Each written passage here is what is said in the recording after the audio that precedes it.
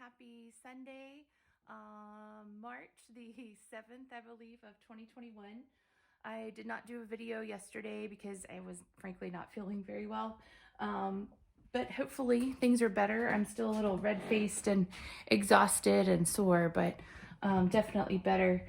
As you can see, the kitties walking around behind me, they are really excited about the hole in the floor because there actually was one earlier, but it just got a lot bigger. So the big accomplishment is obviously that I got the subfloor, the plywood out, and the cabinetry. So all of the casework and countertop and sink and all that good stuff. In fact, somebody wanted the sink and shower faucet fixtures, so more power to them. I'm happy to ship those over to them. So anyways, the exciting thing about this is at least I can kind of see what I'm working with here. And something super cool that I was not expecting. I hope you can see this very closely, but you can actually see the outline of the original pedestal bathtub, which is super exciting. Obviously they have completely obliterated these couple of pieces of wood flooring, and frankly it also happened over here on the toilet area. A lot of times they won't get the toilet in tight enough, and so it rocks and leaks a little bit, and over time damages the area, so we'll probably have to replace that. But I believe this is some type of a linoleum. We'll see. I might actually send it off just to have it tested and find out. And over here you can see this is where the original drain was, the original cold supply and the original hot. So I was not expecting that at all, you guys, and frankly it's a little further over than I thought it was going to be, so that's kind of cool to be able to check it all out.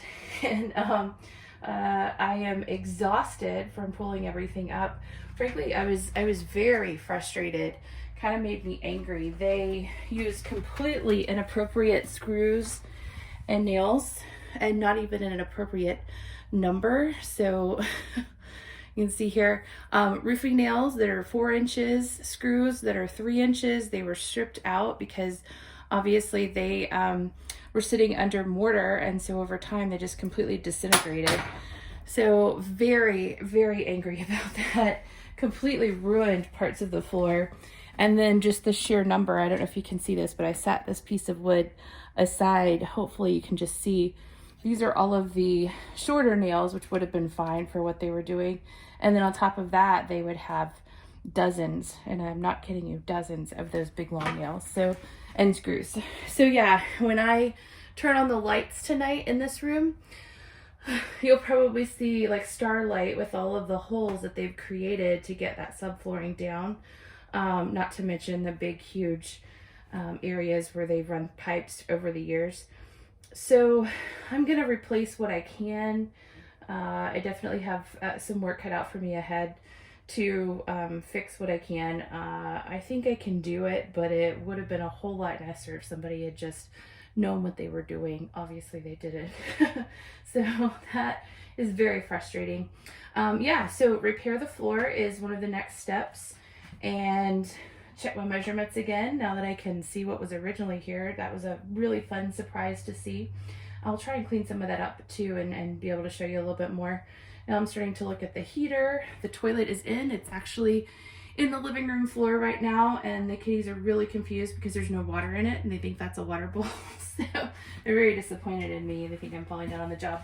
And then over here, we're going to pull all of the shiplap and whatever else wood is on here down from about, I don't know, this level up to about here. You can see the darker piece of wood, which we still think is probably a door frame. But regardless, there was this really neat built-in with 3 mirrors. I'm gonna try and wing it and put that back, as well as put some lighting in. And of course we've got to run all the plumbing and insulate and all that good stuff. And then over here on this side, I'm hopefully gonna get some help from cousins, even if it's just moral support, because we're gonna take this cast iron out and replace it with PVC while we can get to it. I think there's a kitty in the attic. So anyways, yeah, and then over here, I may have to PVC it if, I don't know, during this situation, if we can get a sheet of PVC, but that might be a temporary fix for, this will eventually be a wall of windows. So there will be 3 windows that are all casement windows, meaning they open on hinges. So you can kind of sit in the bath and look out and see the stars and all that good stuff. But for now, temporarily, because I'm going to try and get a lot more things done and then go back and build all of the windows, we're going to have to figure out a temporary solution. Anyways, I am looking forward to getting this huge hole closed. It's a little too much ventilation for me. And then of course insulating and all that good stuff. Another interesting find is that as I was cutting out the plumbing today, I had worked so hard to tie in PVC over here so that we could get some air into the system.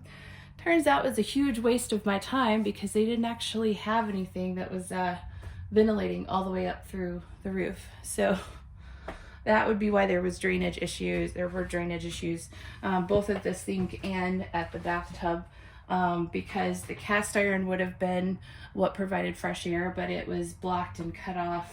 And then there is another cast iron piece, but it wasn't tied in to the current shower. So of course there were major drainage problems.